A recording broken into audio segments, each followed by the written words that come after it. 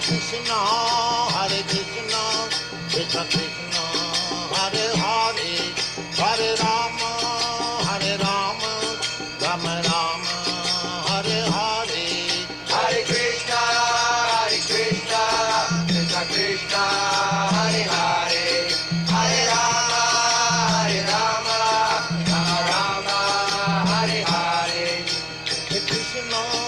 Hare Krishna, Krishna Krishna,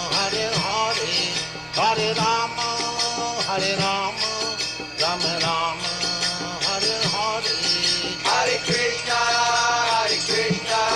Krishna Krishna, Hare Hare, Hare Rama, Rama Rama, Hare Hare, Hare Krishna, Krishna Krishna, Hare Hare, Hare Rama, Rama Rama, Hare Hare, Hare Krishna, Krishna Krishna, Hare Hare, Hare Rama, Rama Rama, Hare Hare, Hare Krishna, Krishna Krishna, Hare Hare, Hare Rama, Rama Rama, Hare Hare, Hare Krishna, Krishna Krishna, Hare Hare, Hare Rama, Rama Rama, Hare Hare, Hare Krishna, Krishna Krishna, Hare Hare, Hare Rama, Rama Rama, Hare Hare, Hare Krishna, Krishna Krishna, Hare Hare, Hare Rama, Rama Rama, Hare Hare, Hare Krishna, Krishna Krishna, Hare Hare, Hare Rama, Rama Rama, Hare Hare, Hare Krishna, Krishna Krishna, Hare Hare, Hare Rama, Rama Rama, Hare Hare, Hare Krishna, Krishna Krishna, Hare Hare, Hare Rama, Rama Rama, Hare Hare, Hare Krishna, Krishna Krishna, Hare Hare, Hare Rama, Rama Rama, Hare Hare, Hare Krishna, Krishna Krishna, Hare Hare, Hare Rama, Rama Rama, Hare Hare, Hare Krishna, Krishna Krishna, Hare Hare, Hare Rama, Rama Rama, Hare Hare, Hare Krishna, Krishna Krishna, Hare Hare, Hare Rama, Rama Rama, Hare Hare, Hare Krishna, Krishna Krishna, Hare Hare, Hare Rama, Rama Rama, Hare Hare, Hare Krishna, Krishna Krishna, Hare Hare, Hare Rama, Rama Rama, Hare Hare, Hare Krishna, Krishna Krishna, Hare Hare, Hare Rama, Rama Rama, Hare Hare, Hare Krishna, Krishna Krishna, Hare Hare, Hare Rama, Rama Rama, Hare Hare, Hare Krishna, Krishna Krishna, Hare Hare, Hare Rama, Rama Rama, Hare Hare, Hare Krishna,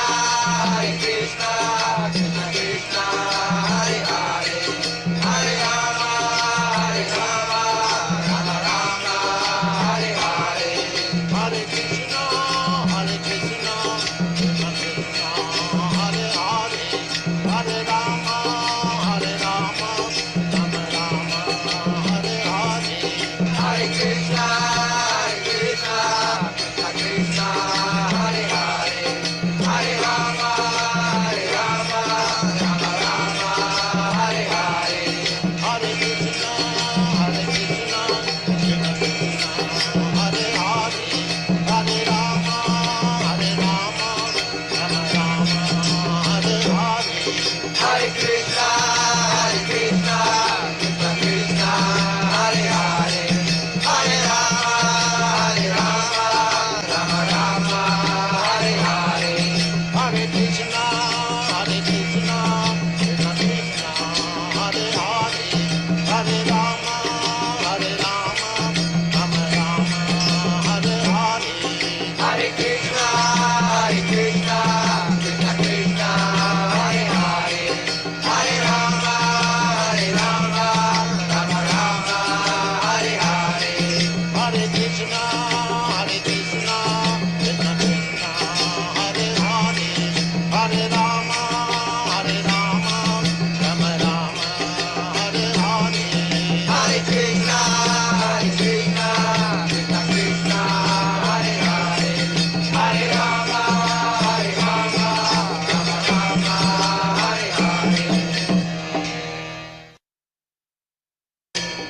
Krishna, Krishna Krishna, Hare Hare, Hare Rama, Rama Rama, Hare Hare. Hare Krishna, Krishna Krishna, Hare Hare, Hare Rama, Rama Rama, Hare Hare. Hare Krishna, Krishna Krishna, Hare Hare, Hare Rama, Rama Rama, Hare Hare. Hare Krishna,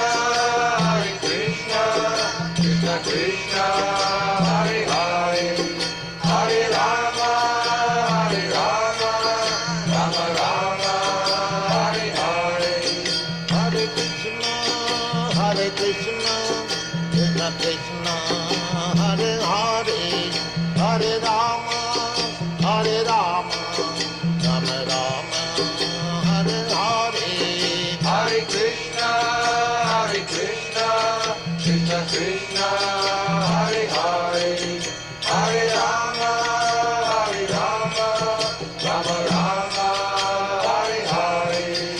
Hare Krishna, Krishna Krishna, Hare Hare, Hare Rama, Rama Rama, Hare Hare. Hare Krishna, Krishna Krishna, Hare Hare, Hare Rama, Rama Rama, Hare Hare. Hare Krishna, Krishna Krishna, Hare Hare, Hare Rama, Rama Rama, Hare Hare. Hare Krishna, Krishna Krishna, Hare Hare, Hare Rama, Rama Rama, Hare Hare. Hare Krishna, Krishna Krishna, Hare Hare,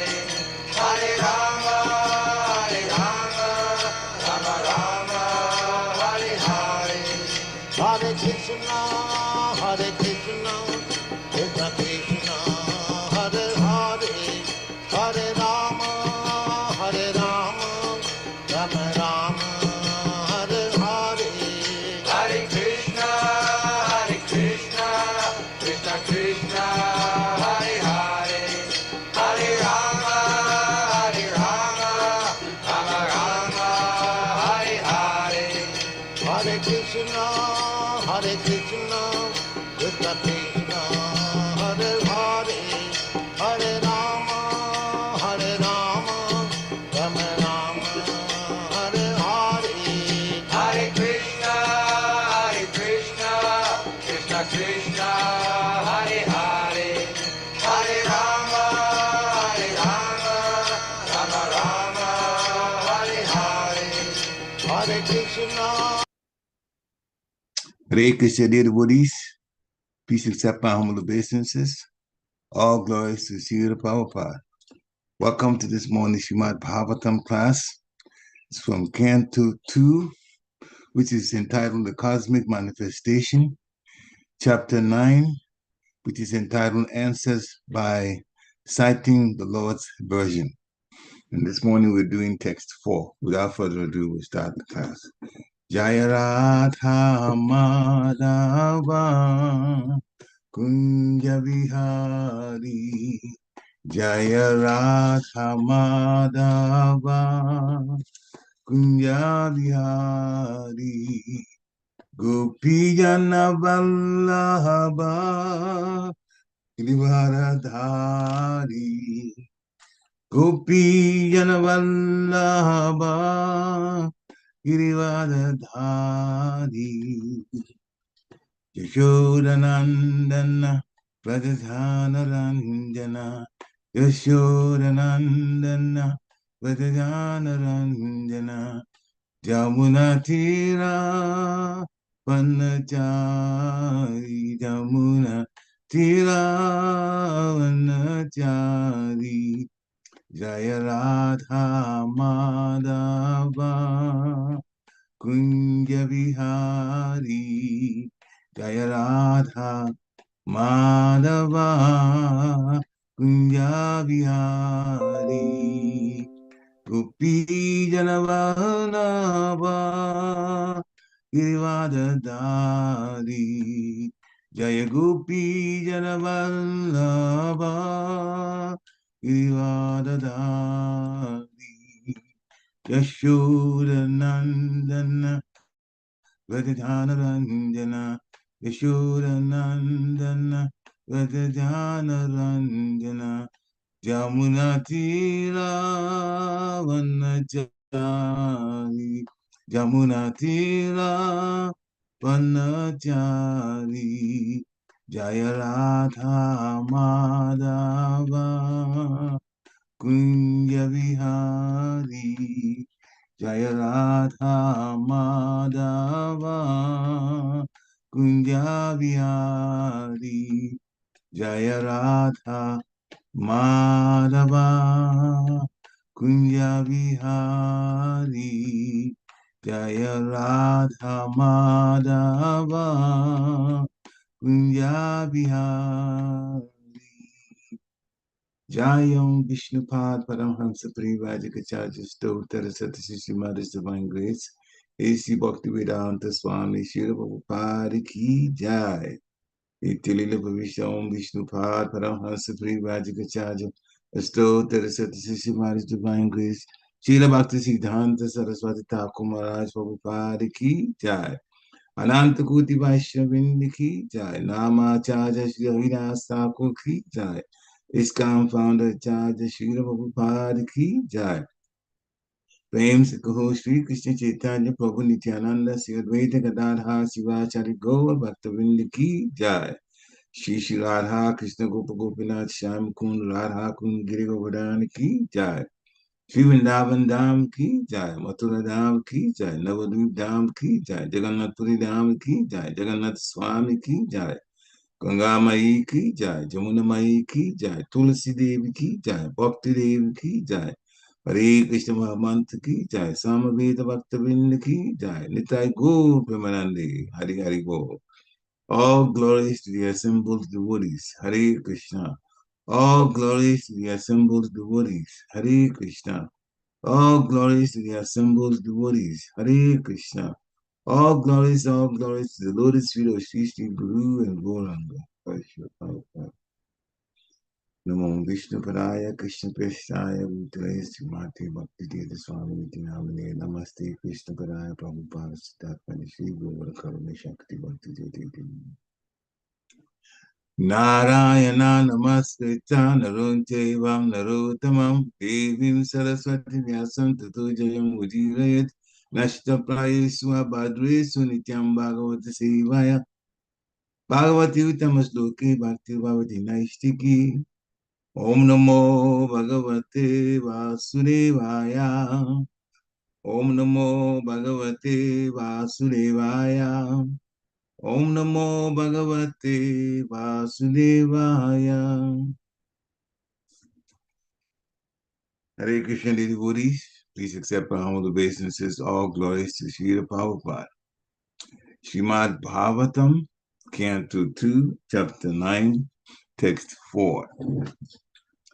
Ātma-tattva-viśuddhy-arthaṁ Yad aha bhagavān ṛtam brahmaṇe darśayan rūpam avyalīka-vratādṛtaḥ ātma-tattva-viśuddhy-arthaṁ Yad aha bhagavān ṛtam brahmaṇe darśayan rūpam avyalīka-vratādṛtaḥ ātma-tattva-viśuddhy-arthaṁ Yad aha bhagavān ṛtam brahmaṇe darśayan rūpam avyalīka-vratādṛtaḥ.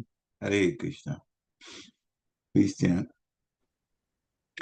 ātma-tattva-viśuddhy-arthaṁ yad aha bhagavān ṛtam brahmaṇe darśayan rūpam avyalīka-vratādṛtaḥ.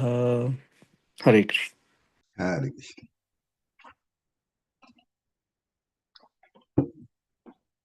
Hare What Krishna. else? ātma-tattva-viśuddhy-arthaṁ yad aha bhagavān ṛtam brahmaṇe darśayan rūpam avyalīka-vratādṛtaḥ. Hare Krishna. Hare Krishna. Anyone else? ātma-tattva-viśuddhy-arthaṁ yad aha bhagavān ṛtam brahmaṇe darśayan rūpam avyalīka-vratādṛtaḥ.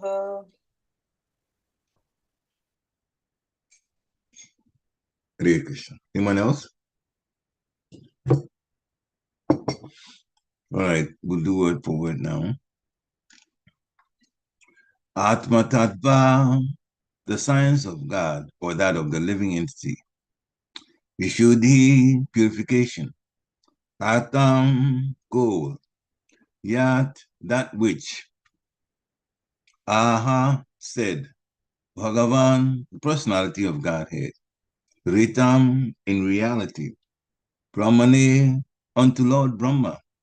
darśayan, by showing. Rūpam, eternal form. Avyalīka, without any deceptive motive. Vrata, vow. Advaita, worshipped. Translation by His Divine Grace A.C. Bhakti-Vedanta Swami Srila Prabhupada. Srila Prabhupada ki jai. O King, the personality of Godhead, being very much pleased with Lord Brahmā because of his non-deceptive penance in bhakti-yoga, presented his eternal and transcendental form before Brahmā, and that is the objective goal for purifying the conditioned soul. Purport by Srila Prabhupada. Ātma-tattva is the science of both God and the living entity. Both the Supreme Lord and the living entity are known as Atma. The Supreme Lord is called Param-Atma, and the living entity is called the Atma, the Brahma or the Jiva. Both the Paramatma and the Jiva-Atma, being transcendental to the material energy, are called Atma.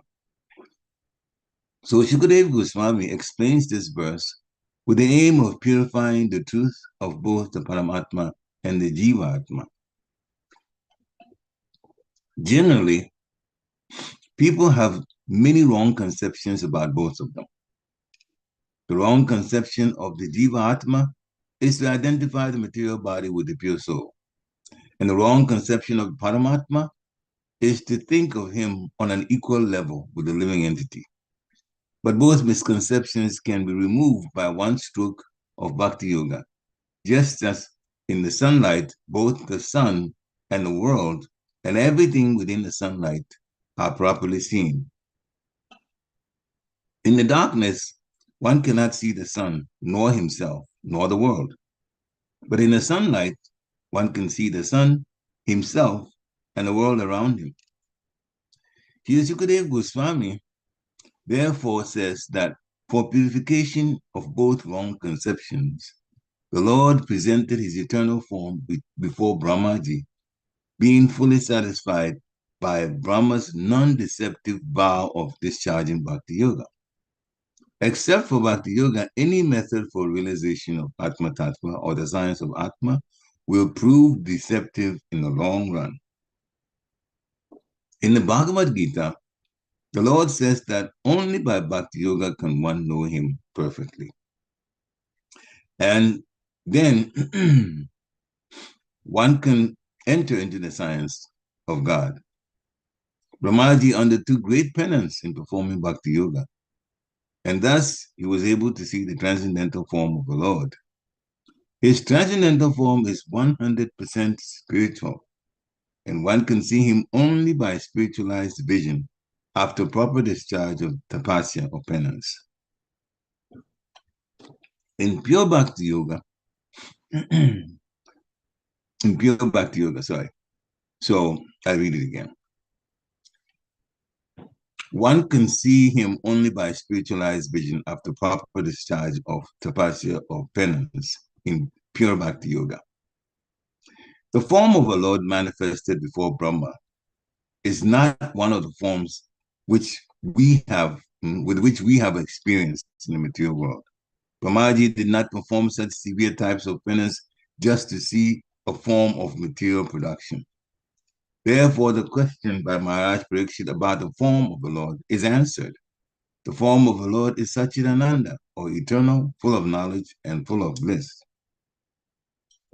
But the material form of a living entity is neither eternal, nor full of knowledge, nor blissful.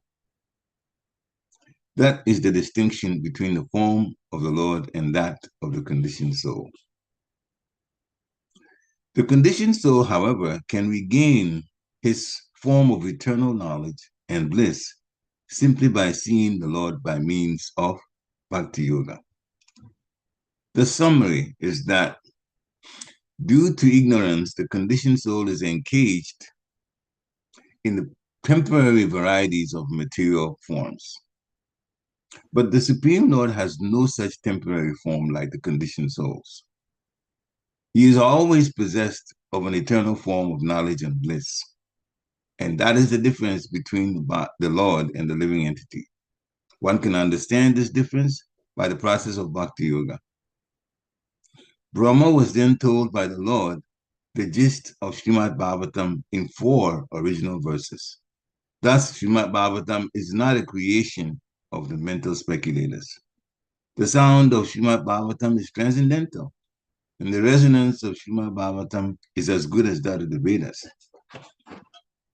Thus, the topic of Srimad Bhagavatam is the science of both the Lord and the living entity. Regular reading or hearing of Srimad Bhagavatam is also performance of bhakti-yoga, and one can attain the highest perfection simply by the association of Srimad Bhagavatam. Both Shukadeva Goswami and Maharaj Pariksit attained perfection through the medium of Srimad Bhagavatam.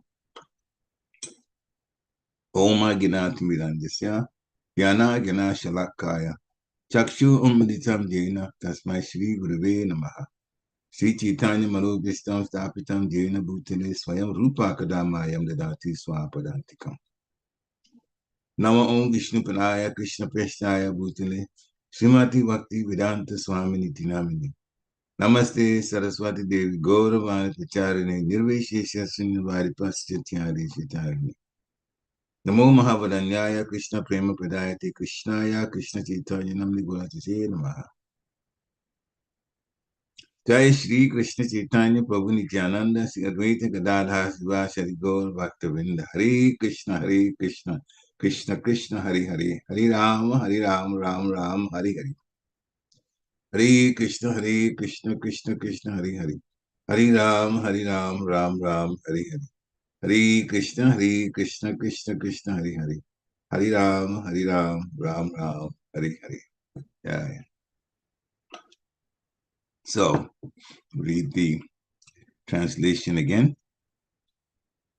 O King, the personality of Godhead, being very much pleased with Lord Brahmā because of his non-deceptive penance in bhakti-yoga, presented his eternal and transcendental form before Brahma, and that is the objective goal for purifying the conditioned soul. Hare Krishna. So, the text itself talks about, because this is O King means Maharaj Pariksit, Shukadeva Goswami is talking to him.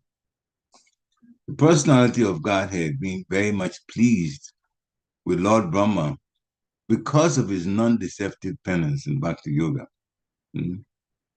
So the Lord was pleased, and then he presented his eternal form to Lord Brahmā. There's, just from this site here, quite a bit that we can take. When we're doing bhakti-yoga, by the guidance of a spiritual master, therefore it is by instruction, by the sadhana bhakti. So why the word non-deceptive?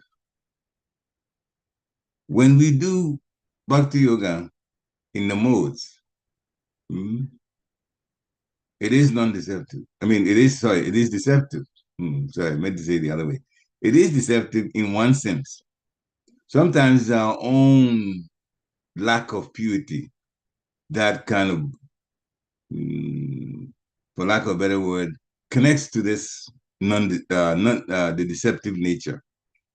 But Lord Brahma has showed the example of doing bhakti-yoga in a non-deceptive way. He was fully, at heart, committed to what he was doing. He was also obeying the instruction of Lord Vishnu, Vishnu. Vishnu said, tapa, do penance. And first, Lord Brahma obeyed the instruction. Sometimes we just take it for granted that, yes, he was told to do penance, therefore he did penance. But there are people sometimes they're told to do something, they don't do it. So Lord Brahma can't see anybody at that time. He cannot see anybody. He heard the voice and he still obeyed. So Lord Brahma's faith is an instruction to us, just obedience. And he did penance without wanting anything. This is what Srimad Bhagavatam instructs us. Ahoituki apatiyata. Ahoituki. Ahoituki bhakti yoga is non-deceptive. Ahoituki means you're not looking for any kind of payback from it.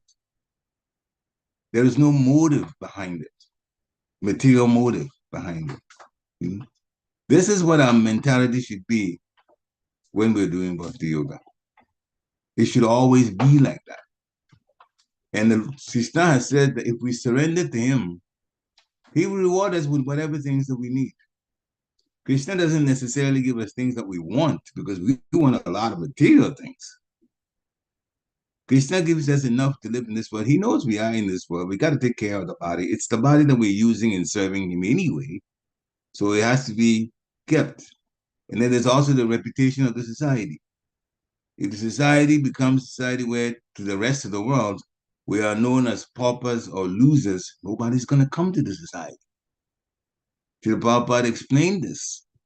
He said, on my own, he was telling his disciples, on my own, I can live in a hut and be perfectly happy. But if I want to form a society and I'm living in a hut, who's going to come? Who's going to come? So he had temples built with whatever the devotees could afford at the time. And then later on, the temples got improved. All the way from Mayapur, which now the Temple of Vedic Planetarium is slowly taking shape, and parts of it have been inaugurated, like the Sringadev section now. The building for the Sringadev, the temple for the Sringadev is now being opened. And I was there in 2023, still construction going on, but what has been done is very phenomenal. That's what attracts people. So there is no motive of wanting something for what they're doing in Bhakti Yoga. We should be like that also. Lord Brahma gave the example, and he's the first being in this universe. Now, when he did that, which means performing Bhakti Yoga in purified goodness, no motive behind it. Sometimes some people perform devotional service, but then there's something behind that they want for themselves. There's several examples. Wouldn't go into it now, but sometimes it's performed in more passion. The one distinction and one adoration. What is? I'm doing the service, but I want the kind of service that everybody can see me, that I'm the one that's doing the service. Soon as we begin to think that way, it's in the mode of passion. Devotion service is devoted to the mode of passion. And when people perform devotional service, yes, according to the instructions, but then they're proud. They're easily made angry. They're violent, not necessarily in the temple. Sometimes it is, very rarely, but at home, sometimes in the relationship, they're violent. And some are envious, but they're still trying to chant, they're still performing devotional service. Actually, in all of these, pride, anger, violence, and envy, the rounds will not be good. The japa rounds will not really hit home. It will not generate any excitement in our hearts where the soul is. So this first instruction is, Lord Brahmā performed penance in a non-deceptive way. When we come to Krishna consciousness, the rules set by Srila Prabhupada is also a form of penance. People are meat eaters. They come to Krishna consciousness, you have to stop eating meat. So their diet has to change. No intoxication. So if you used to drink, even socially, you have to stop that completely. No gambling. There's some people who like to gamble, thinking that one time they will make some money. Very, very wonderful price for doing practically nothing will come into their life space. So you look forward to that, and they try to gamble. You come to Krishna consciousness, that's cut off. Involve yourself sexually, yes, for only the Grihastha ashram. No other ashram sexual relationships allowed. So the sannyasis are not allowed. The vanaprasthas, retired, are not allowed. The brahmacharis, the student, starting off, student devotees, they are not allowed. And grihasthas are allowed according to the principles of religion. Krishna put it there. I am sex life according to religious principles. And the religious principles in this instance is very consistent with the biological makeup of this physical body. It's actually consistent. So much so that if we look at it for the reality of it, we're going to realize that particular regulative principle is actually the reality of the situation. In these physical bodies that we have, a man relates sexually with a woman, the woman is going to get pregnant. And all that's being said in that is marry, and you can have children as the spouses. So you can become father and mother. That's natural. The body is like that. But that's where the restriction is. People want sexual relationship just for sense gratification. That one is stopped. Drinking for sense gratification is stopped. Gambling for hoping to make it big without much effort, that's stopped. And the diet is based on what Krishna wants us to have. Vegetarianism with some restrictions too. Certainly no meat, no fish, and no eggs. If no chicken, then no eggs, because the eggs are the starting point for a chicken. So if you're not going to eat chicken, then don't eat. The egg is the medium or the middle part of the whole process of a chicken coming into existence, or taking that body, the soul taking that body of the chicken. It starts off like that. The hen lays the eggs. So that's the beginning. The eggs with the fertilization makes the chicken. And if we can't eat the chicken, then we shouldn't go to the beginning of it and try to eat the eggs either. So that's why the eggs out. So the diet is restricted, but it's a good diet for us, actually, even on a physical level, it is. So many things that even the medical establishment has actually said to support the kind of diet that devotees take. So, ātma-tattva, Srila Prabhupada talks about it. Actually, we talked about the non-deceptive penance, yeah. So from the non-deceptive penance, non-deceptive, clean, well-intentioned, pure-hearted penance done by Lord Brahmā, then the Lord presented his transcendental form to him. When we do bhakti-yoga, even based on instructions, but when we do it willingly, and it gets to a point where, because it's a regular service, we develop the habit. The mind tells us immediately when the time is close for that service, prepare yourself to go do that service. That's a very good situation to be in when the habit is developed in the person does the service. It's also a good situation to come to hear Srimad Bhagavatam. That is also devotional service. Hearing. Chanting the holy name is also devotional service. So hearing and chanting, the two main things, the two beginning aspects of devotional service. So everybody that comes on to hear, even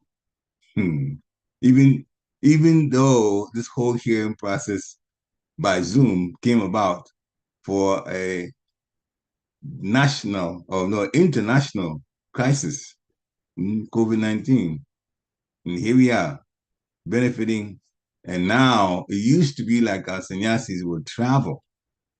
It used to be like sannyasis would travel from one place to another, and you don't hear about them, you don't see them, you don't hear lectures from them, you don't join them, you don't associate, you don't take darshan until they physically come to a particular temple. So they were traveling around the whole time to do that. Now, wherever, this is still going on, but wherever that particular spiritual master or sannyasi is, they can just appear electronically, you see their image, and you hear them. So the hearing process in bhakti-yoga has been tremendously improved by what seemed to be a troublesome situation for the whole world.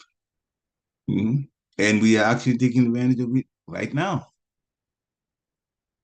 So attending Srimad Bhagavatam, serving Srimad Bhagavatam by attendance, the Srimad Bhagavatam class to hear it, that also cleans up all of the things that would cause us to do devotional service in passion, ignorance, worse, and also goodness, which is, again, centered on us and not on Krishna. We want something from it. So when Lord Brahmā did this penance in a non-deceptive way, Krishna rewarded him by showing himself to him. And once you see that, you see the Lord, then we get purified. We definitely get purified. How do we know that? Well, it already happened. It happened in the case of Dhruva Maharaj. Dhruva Maharaj was told by his mother, Suniti, that the sages are able to meet the Supreme Personality of Godhead, we say it in a very simple way, by going to the forest. And Dhruva Maharaj went to the forest. This is, of course, the middle of the pastime then, but the whole point is he went to the forest to try to find the Supreme Personality of Godhead. And when after Narada Muni met him and instructed him what to do in the forest, because Dhruva Maharaj says, no, I'm not going home. I'm going to stay here and do my penance in order to see the Supreme Personality of Godhead. The Supreme Personality of Godhead showed himself. Lord Vishnu revealed himself to Dhruva after 5 months of being in a dangerous forest. He got protected. And what happened? When the Lord saw him, and he also saw the Lord, he, Dhruva, saw the Lord. 5 years old he was at the time, little boy. The Lord touched Dhruva's forehead with his conch shell. And immediately, Dhruva got purified. Why? Because the intent for going to do that meditation to find the Lord was actually a material intent. He wanted a planet, material planet, bigger than that of Lord Brahmā. So it was a material desire that he was going after. But when the Lord touched his forehead with the conch shell, Dhruva became purified, and he told the Lord with a wonderful analogy that is good for us to remember. Many times it affects our lives. Dhruva said, I was looking for cut glass, and now I've been given the privilege of connecting with diamonds. There is no comparison in quality between this piece of glass and diamond. Diamond is a real thing. More expensive, qualitatively. Therefore, Dhruva said, I was looking for cut glass. So this whole idea of even wanting a planet bigger than Lord Brahmā, Dhruva compared that to cut glass. And seeing the Supreme Personality of Godhead and being purified by the Lord, he compared it to diamonds. So what's the lesson for us? The world will supply us cut glass only. The material world will supply only cut glass. We should look for diamonds. Bhakti-yoga in connection with Krishna is like getting diamonds. And being only concerned about how to make it big in the material world is like looking for cut glass. We are in the material world with these physical bodies, true enough. But for that, the Lord says, do what is necessary for the physical body, but spend your quality time and attention in bhakti-yoga. Srila Prabhupada in the purport talks about ātma-tattva. So there's a comparison, wonderful purport, as all the purports are anyway. Comparison of Krishna or Vishnu, God, and then the living entity. And that is a science called ātma-tattva. So Srila Prabhupada explains the comparison part. The contrasting part he's done later. He says, both the Supreme Lord and the living entity are known as Atma because they're spiritual. The quality is the same. The quality is the same. But here's first contrast. The Supreme Lord is called Param Atma, and the living entity is the Jiva Atma, or Jiva, or Brahma, or just sometimes simply Atma. But because the Paramatma and the Jiva Atma are transcendental to the material energy, they both have Atma in the word, and that is the comparison. That's the one that is the same. The contrast is, we are little, the Lord is great. The Lord has so many qualities that we don't get anywhere close to. We don't come anywhere close to in terms of acquiring that. But the quality is the same. With Satchidananda, our souls, that is, the physical bodies are just temporary. And the Supreme Personality of God is also Satchidananda. We are part and parcel of the Lord. So, Shukadeva Goswami explains this to purify Maharaj Parikshit's mind, and therefore our minds also, based on the description of Paramatma and the Jiva Atma. Now, sometimes people make mistakes, and Srila Prabhupada is merciful enough to go through, even as he's teaching, he also points out the things that are wrong so that we don't think in the wrong way.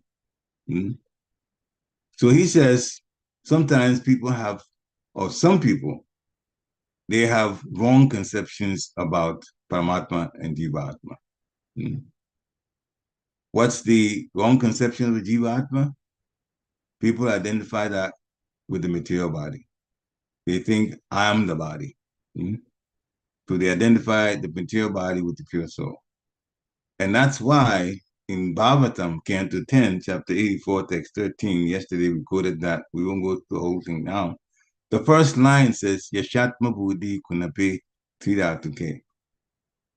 The man whose buddhi, whose intelligence is on the concept that this physical body made of tridhatu, mucus, bile, and air, is actually him. That is the wrong conception. We're identifying the soul with the material body. We are the soul, and we are in this material body, in the heart area. The wrong conception of Paramatma is the one that is thought of and even propagated by the Mayavadis.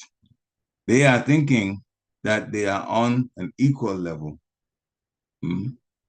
with the Paramatma, the Supreme Soul. So much so that at some point in their studies, they get to a point where in their own way, they say they've graduated and they begin to call themselves Narayan at the same level as God. That is also wrong. So, Srila Prabhupada says, if you come to bhakti-yoga, those two misconceptions can be removed in one stroke just by bhakti-yoga. And he made a comparison. When you're in the sun, we can see everything. But when the sun is not present, everything is dark. So the darkness is the misconception that people have. And bhakti-yoga is like the sun. And as soon as a person involves themselves in bhakti-yoga, then the brilliance and the light of day and the ability to see everything as it is comes to be. That's why it's important to hear. So, Srila Prabhupada is saying when the sun is up, then a person can see himself. They can see the world around them. Everything within the sunlight becomes properly seen. Then they become, I'm not the body, I am not the Lord, I am a servant of the servants of the servants of the Lord. So I am not equal to the Lord. So that is one important point. Even in Bhakti Yoga, Srila Prabhupada says, any method for realization of ātma-tattva, any method except for Bhakti Yoga. If we do anything else, in the end, we're going to be deceived. In the end, we're going to be deceived. So this is a warning to us.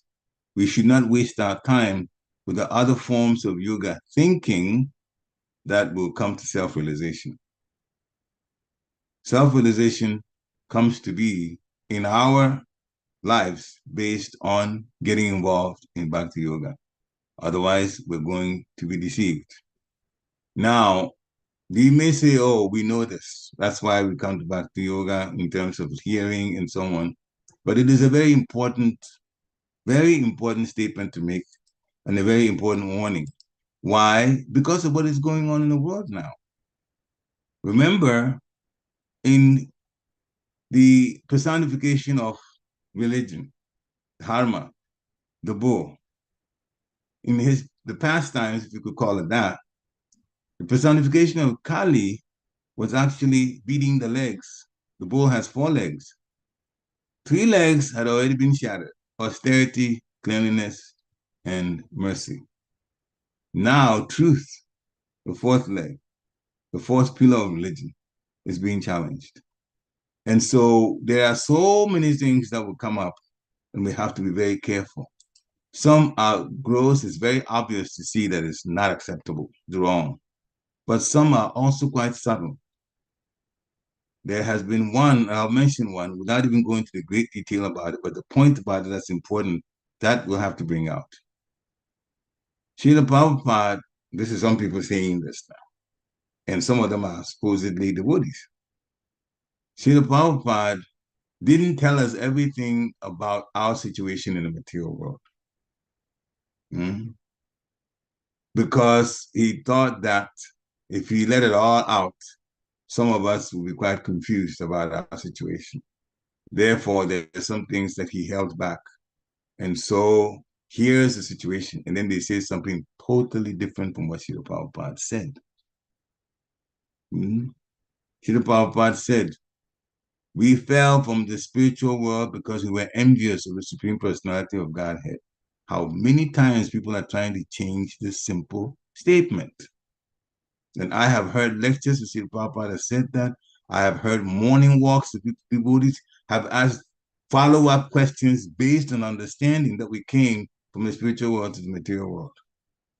But there are some people that are saying, oh, 15th chapter of Bhagavad Gita says, you go back to my other world here, not illumined by the sun, nor the moon, by electricity. Whoever goes there doesn't come back. So if we go to the spiritual world, we won't come back. So if we were in the spiritual world, we couldn't have come back here. Therefore, we started here in the material world. They're talking like that. They are saying that we were in the material world from the beginning. We were in the material world. It is not true. We fell from the spiritual world. People have asked, not only devotees, non-devotees, reporters have asked you, I've seen videos of it. Why did Krishna, knowing that we would suffer in the material world, allow us to come here? Now that already includes the question that includes the point that we were not in the material world. If you are coming to the material world, then at some point you were in the material. We are not in the material world. At some point, the situation changed and you wound up here. So the reporter was asking Srila Prabhupada, if Krishna knows everything and knows that we're going to suffer in the material world, why did he allow us to come here? Well, Srila Prabhupada answered in one sentence. You forced Krishna's hand. You forced Krishna's hand, which is maybe an American way of putting it. But the meaning is that Krishna didn't want us to come here. We insisted of coming here because we wanted the independence to be able to be like God and make our own decisions, rather than be a servant of the Lord and have everything supplied free and no anxiety and total happiness, which was what was in the spiritual world in the first place. We wanted Krishna's position. He warned. So he didn't like, oh, you're envious of me, you're gone. No, Krishna loves us. So everybody that left had one situation where Krishna warned that this would happen. This is not the best place for you. No, I want my independence. And we insisted on it. So that's how we forced Krishna's hand. Forced Krishna's hand means Krishna says, all right. In a sense, I give up. That's what you want. You have your independence, and that's what you want. We'll go there. And now we can see. Some people can see, and some people still haven't seen, that life is difficult. If we think that we're satisfied with the way life is going with us in our situation, look around us. Remember, we're all on the same Earth planet. Is it going well for everybody? You won't have to talk to too many people to find out that that's not true. It's not going well for everybody. It's not. And even those who think that it's going well for them, they are able to manage a little better than those who are suffering more. That's all. But in reality, they're not doing well. It's like a person hanging from a tree. A rich man is hanging from a tree, and a poor man is also hanging from a tree. What's the difference? The rich man's, by destiny or karma, good karma for previous lives, they've developed strong arms and they're able to hold the branch of a tree a little better, but they have no support. They are no support. Their legs are dangling. And the branch of the tree is also getting older. At some point, the tree will give way and the person will fall, which means death will come. That will come to the rich person and that will come to the poor person. But in this analogy, what is the situation with the poor person? The poor person is hanging on to a limb, a branch that is very weak and is at the tail end of the branch. Therefore, his situation is very, very precarious.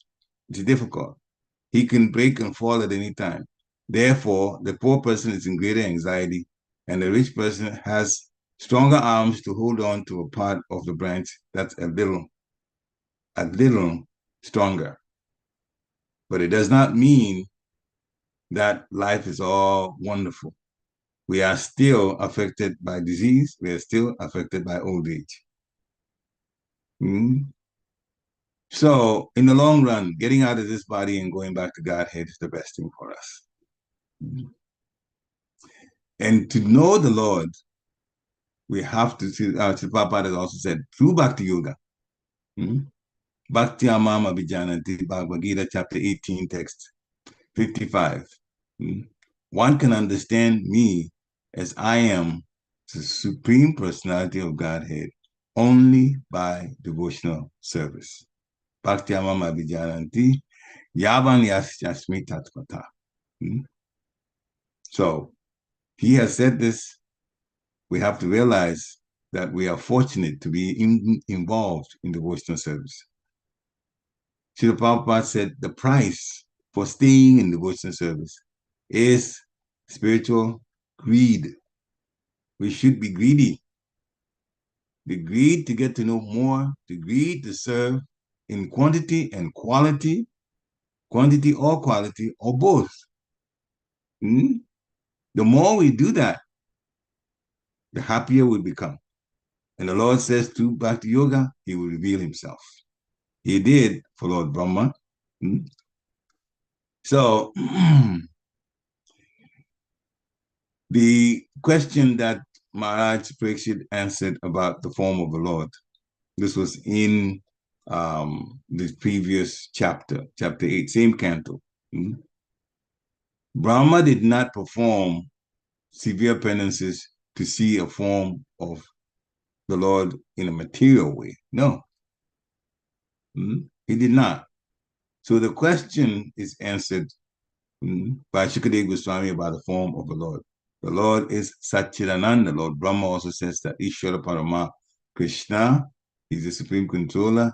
Satchidananda Vigraha. His form is eternal, full of knowledge, and full of bliss. The body that we have here is Asat, Achit, and Nirananda. It is not eternal. We all know it dies. Achit doesn't have all knowledge, very minute knowledge it has. This body, the mind, that is. And Nirananda. We're not blissful. All kinds of anxieties come. So that is the opposite of bliss. So that's our situation. But the soul, when it goes, when we go back to the spiritual world and expand to our original form, then there's so much bliss that's there. And when we start here taking bhakti yoga seriously, then the happiness, we begin to get some whiff, a little bit of it, a little taste of happiness that would come. Through bhakti yoga, a person can be a little bit more satisfied mentally.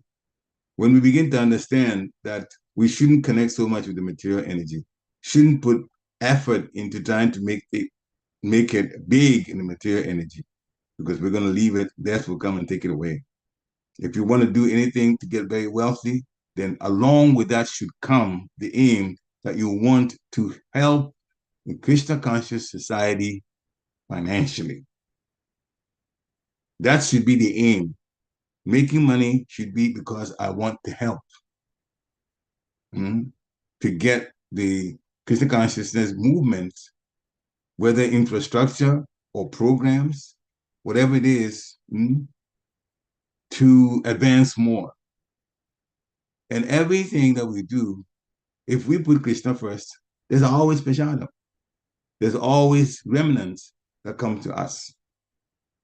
So yes, if that is our aim, and we make money for that reason, and we contribute, Rupa Goswami is advising 50%, the others would keep us in a good stance in our material life.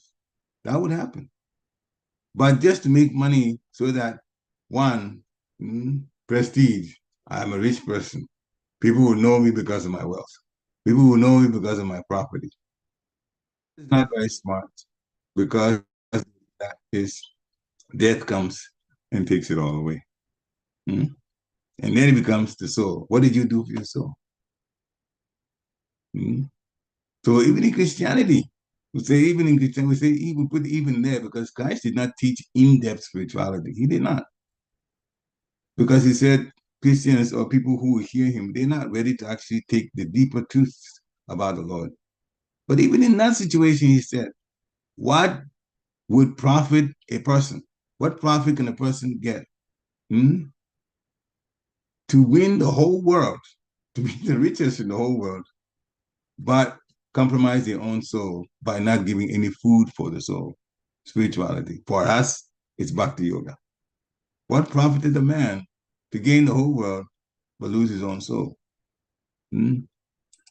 Jesus Christ is the Vaishnava.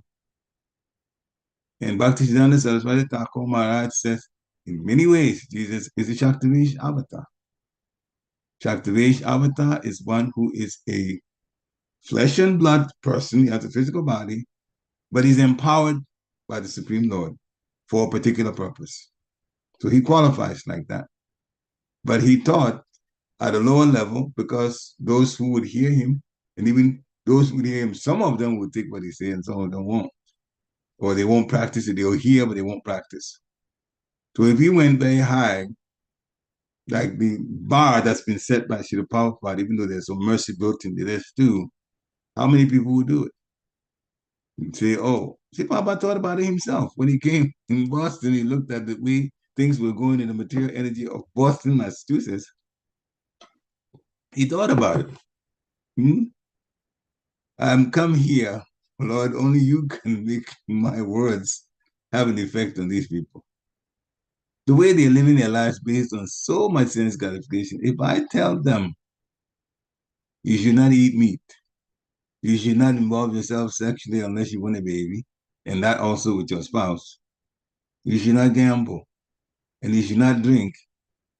Papa thought says, if I say that to them, they're going to say, Swamiji, go back in the boat and go back to India. Not America. You can't tell us this. And in some case, it happened in San Francisco. There was a program that the devotees had arranged in the early days, in the 60s, in San Francisco. And some of the popular bands played on the stage. The program was going on, where it had been arranged, and the devotees arranged for Srila Prabhupada to come on stage and preach. And when one of the band members heard these 4 regulative principles, and Srila Prabhupada was encouraging them to live by the regulative principles, they abandoned him. They were not going to say this. So Srila Prabhupada already knew that the regulative principles would be a challenge. But it is a way of purifying the mind and therefore the soul also. The regulative principles bring us to the human platform. If we don't live like that, as my Guru Maharaj explained, Bhakti-yoga Maharaj, if we're not, then we're not at the human platform, if we're not obeying that. So the chanting is important, but we also have to live life that way. So, Srila Prabhupada was told, and at this point, because I know it's almost 9, Brahma was told the gist of Srimad Bhagavatam. Those can be found in 4 verses in this same chapter that we're on, but further down. We're in text 4 now, text 33 through 36. And he's telling Lord Brahma, Lord, it is I, Brahma, I, the personality of Godhead, was existing before this creation, material creation. There was nothing by myself. Before that, there was only nothing else, just me. There was no material nature. And that which you see now, material nature, is also I, the personality of Godhead. And after annihilation, what remains, I'll be the only one, will go into the body of Mahavishnu. Only the Lord will be there. So, the second point is, Brahma, everything that appears to be of any value, if it is not related to me, it has no reality. Therefore, that thing is my illusory energy, that reflection which appears to be in darkness. So at least this is the first 2. Everything about the Lord, if we don't connect it to the Lord, that's illusory energy. That's the material energy, the illusory energy. That's why whatever we live, even in the material energy, we always have to, the word is dovetail, connected with the Supreme Personality of Godhead. Then it becomes valuable. Otherwise, it's part of illusory energy and it doesn't give us anything good. So in our lives, we should think how we can change everything we do such that it either has a part connection with bhakti or fully bhakti. In that way, everything becomes very useful for us in the long run. So Srila Prabhupada is guiding us in a very, very, very wonderful way if we would just take what we hear and live according to it. Srila Prabhupada ki jai. Thank you very much for coming on here today. And this is the time if you want to ask a question or have some comments or repeat some takeaways that struck you, you can do that. Hare Krishna. So any questions or comments?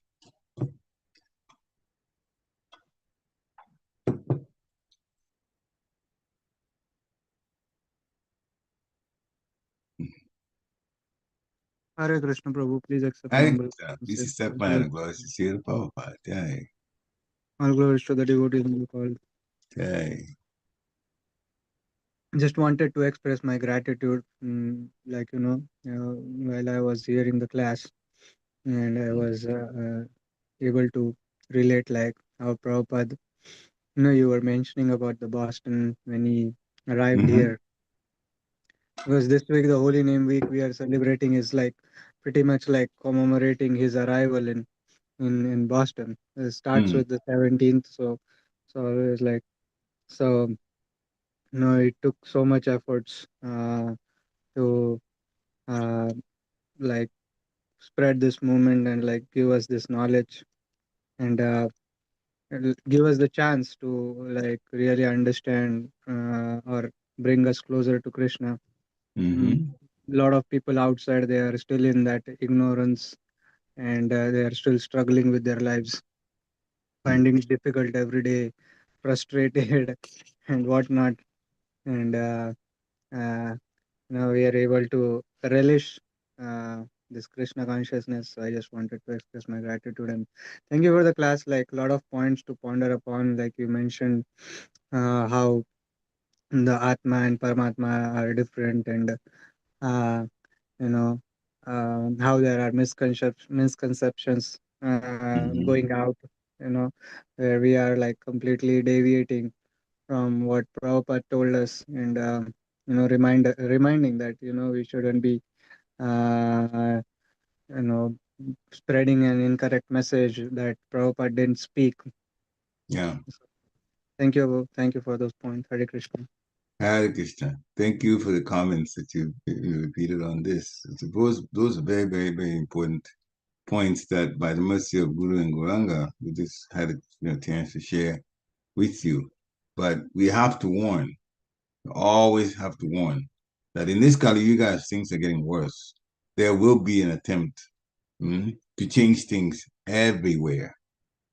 Lord knows how many things have been changed in the Holy Bible. And I started as Christian and went to do different religions until finally my prayer was answered, wanting to know God more, and then wound up here and stayed here in Krishna consciousness. The answers were all there, plus more.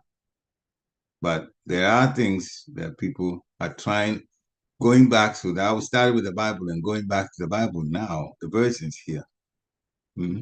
What they're talking about. I remember 20, 25, 30 years ago, that was not what was in the Bible.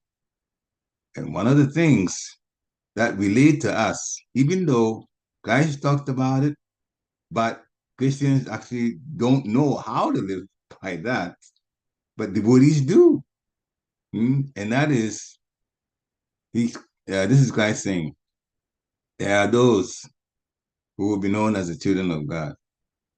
They will wear the mark of the Lord on their foreheads, and then they shall see his face. Christians don't know the face of God. They know Jesus. They don't know the face of God. They don't wear anything on their foreheads.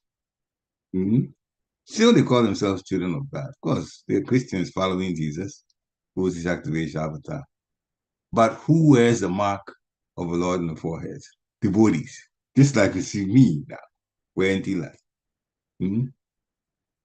So they shall wear the mark of the Lord on their forehead, and they shall see his face. Don't we know what Krishna looks like? But Christians don't. So in so many things, that's why it was so helpful when people like me that came from the Christian faith knew what Christians were being taught, came and all the proof plus more we found in Christian consciousness. Now, we said so many times things have been changed. Now in the Bible, because Christians do not wear the mark of the Lord on their foreheads, guess what's there now? There are those known as the children of God. They shall wear not the mark, they shall wear the name of the Lord on the forehead, and they shall see his face. So they've changed the word mark to name. But Christians don't bear any name of the Lord on their foreheads. But then they've changed this because they don't have the mark of the Lord. They don't know what it is. They don't. But the word is taken for granted. You take tilak and put it on there, the feet of the Lord, and then the tulsi leaf, the mark. But it is in the Bible, even though Christians don't know how to live by that. There are so many things in the Bible the Christians don't know how to live by. It'll be a whole lecture to even talk about those, because we came from that tradition, that religion, to this one. So many of us feel very fortunate. Our story is the same, those of us that came from Christianity or other religions to this. Our story is the same. It was a big eye-opener. And to this day, we feel very, very, very fortunate and grateful to see the Prabhupada. War Srila Prabhupada's disciples for bringing us into Krishna consciousness. This is the best thing that can happen to anybody. And then you go back to Godhead on top of that, to Krishna Loka, the most versatile and most enjoyable planet. So take it seriously. You started hearing, wonderful. Chant, and chant with attention, so that you come to the Namadasa platform, not at the offensive platform. At least the second stage should be there. The third stage is when you chant because you have fallen so much in love with the Supreme Personality of Godhead. That takes time. But the second stage, we should be there, chanting with attention. If we don't, then we are still at the first stage, which is the offensive stage. And that we're told not to do. So we should try to focus this mind on, the mind does roam, true enough, that's the way it is. But we can, as a challenge, as a way of expressing gratitude to be in Krishna consciousness, chant with attention. Hare Krishna. Thank you for your comments. Any other comments or questions? Hare Krishna, Prabhu, please accept my humble obeisances. Accept mine, God. It's your Prabhupada. Thank you for making this complex purport very easy for us. It is not easy and to understand this section. One question, Prabhu, is that Srila Prabhupada mentions, and it's in the translation also, that Lord Brahma was able to achieve this success due to his non-deceptive penance. So how should one know that sometimes we are not even aware that are we truly honest or truly sincere in our practice of bhakti yoga? So how to realize that? That situation, so that we are doing bhakti yoga in a non-deceptive way, which is basically the summary of the question. It's already been described by Lord Kapila in third canto of Bhagavatam. If we're doing devotional service, to do it in a non-deceptive way, we should not perform devotional service in the three modes: ignorance, passion, goodness. So we'll have a little description so we know where we're at. Now we are, okay, nobody's being stopped from performing devotional service because we are going through a process of improvement, purification. But it also is important that when we're not at the pure goodness platform, we should know what it is that we're doing that's keeping us from getting to the pure goodness platform, which is the question you answer, what to know. So we start with ignorance. I'd actually mentioned it, but I'll mention it again because it's from Lord Kapila. Pride has to go. Actually, there are 6 of them: lust, anger, greed, pride, illusion, and then envy. But Lord Kapila stressed 4 things which are connected with these 6 that we're going through. Pride, especially, because sometimes, because of our being in Krishna consciousness for a number of years, then sometimes the humility goes out the door because we're looking at people who came or people who've been in Krishna consciousness less number of years compared to how long we've been in there. But we should always be warning ourselves that just because I am what's called a senior devotee does not mean this other person has to be looked down upon, looked down. We should never think that way. Not even for the person who has not taken initiation yet, but they have come to Krishna consciousness because they have faith and they are also associating with devotees. Now, here's some proof. If our mind plays with us and our pride makes us think that we're better than others, then the little math here will help us. Suppose we are, I'll pick an age, 40 years old. We've been in Krishna consciousness about 15 years. Then we have somebody who is like 10 years old. They're not even initiated. They come with their parents to the temple. And we think, oh, we're very, very advanced compared to this person. That may seem to be that way. But the person is 10 years old. And we are 40. 20 years ago, we were 20 years old. And that person who is now 10, he wasn't even born. Which means that person was in a previous life. And a person in a previous life, 20 years ago, they're 10 now. So 20 years ago, they were in a previous life. They hadn't died yet. And if you had to associate with them, guess what?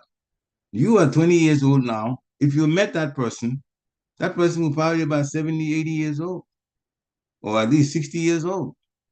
You would respect that person when you were 20, and that person was about 60 years old at that time. Then life went on, the time went on, they died, and they got born again. And now you're older. 20 years, you've gone to 40. 10 years later, they're born again, and now at 40 years old, you're 10. But wasn't it the same person that 20 years ago you would have respected as a senior? You see how life goes? So you cannot put down even kids. You can't. The kid that's there is the same soul that a few decades back you were respecting as an older person. Maybe a sannyasi. So we can't afford to be proud at all because we don't know the background of these little children. We don't. So hopefully with that analogy, that pride will go out the door. Respect everybody at the same level that you respect your guru. The actual activities that you do may be different, but the mentality of service should be the same. So we get angry. Well, you have to be careful because anger causes us to sometimes say things that we would regret later on. We would say things that are offensive because of anger. Definitely violence is asking for trouble. If we're violent towards our spouse, we're violent towards anyone, chances are very high that we will spend some time in a hellish planet. And don't think the body is going to get punished. It depends on the severity. Sometimes, even under the approval of the spiritual master or knowledge of the spiritual master, a devotee may be sent to a hellish planet to undergo some punishment through Yamaraj, albeit a shorter period, but still there would be some punishment before that person is allowed to come. The only advantage for the devotees is the chances are very high because we've taken prashadam that we will be born in a human body in the following life. Going back to Godhead, out of the question. If we're violent, out of the question. And we also shouldn't be envious. We shouldn't be envious because it was the envious of the Supreme Personality of Godhead, enviousness, wound up here in the material world. So we shouldn't repeat the same thing because if we're envious of anybody here, we will be envious of the Supreme Personality of Godhead. Whatever we're envious of somebody about, whatever it is that that person has that makes us envious, Krishna has those things to gazillion times. There's so much more. So if we're going to envy somebody that's here, the material body that has a little bit more than we do have, or some things that we would like to have, they have and we don't. If we envy them, we automatically are envious of Krishna because that same energy will come out If we see Krishna and Krishna's, he owns everything. Who's richer than him? Mm. So especially that, those are the points: pride, anger, violence, and envy that Lord Kapila talked to his mother about, Devahuti. Devotional service in the mode of passion. We want something for ourselves. There's a motive behind it. We should do things ahoitiki, without any motive, no motivation. And in the mode of goodness, it's not quite there yet. We serve the Supreme Personality of Godhead, and we want to give of our time and our energy to serving. But we're looking at it in terms of how I can progress. Now, on the front and in the face of it, it doesn't look bad. As goodness generally, like tolerance and all that, those are all good qualities. But the difference between Suddha Sattva, pure goodness, and regular goodness is pure goodness is we're doing it for the Lord. It doesn't matter what happens to me. It doesn't matter if the Lord says go back to Godhead or not, don't go back to Godhead. I just want to serve. Mama Janmani Swari Bhavatat Bhakti Ahoitiki Twai. That is Suddha Sattva. Birth after birth, let me just put my heart out to serve.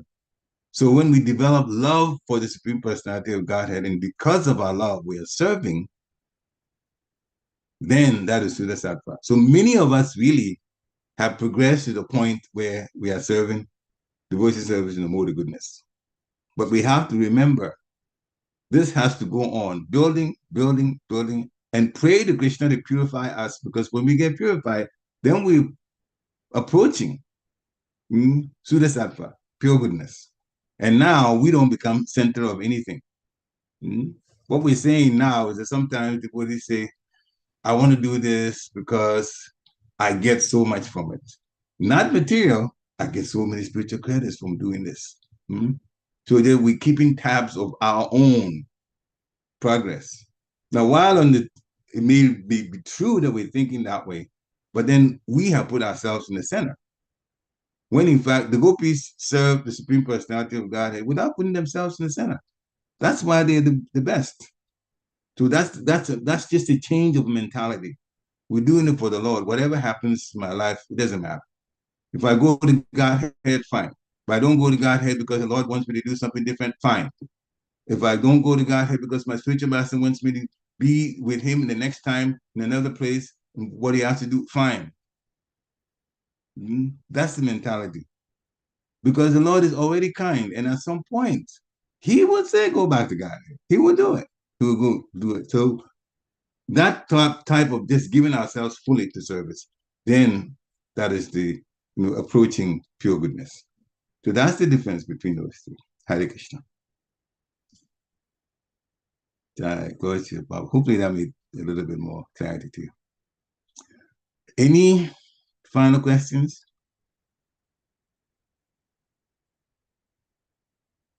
Hare Krishna. Thank you. I saw the text. Okay. Glory to Guru and Gauranga. Thank you. Any final questions or comments? Hare Krishna. All right, so we'll stop here. And thank you for coming.